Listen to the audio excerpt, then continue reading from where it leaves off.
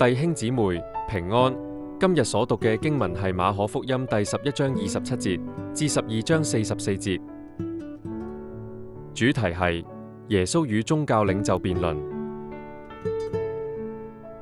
作者喺馬可福音第11章27節至33節提到，耶穌喺聖殿入面被祭司長、文士同長老質問佢憑乜有呢個權柄，耶穌就反問佢哋施洗約翰嘅權柄係從邊度嚟，結果佢哋都冇辦法回應。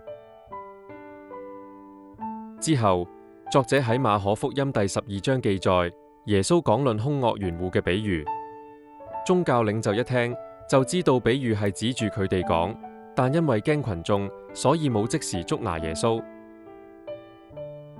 之後，法利賽人同希律黨人走嚟試探耶穌，問佢要唔要向凱撒交稅。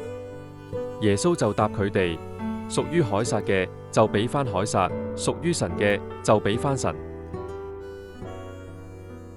跟住又有一位文士走嚟問耶穌，問邊條誡命最重要。耶穌就強調要愛神同埋愛人。之後耶穌警告大家唔好學嗰啲文士嘅假虔誠同偽善。耶穌又稱讚一個窮寡婦，將自己所有嘅都全部獻上。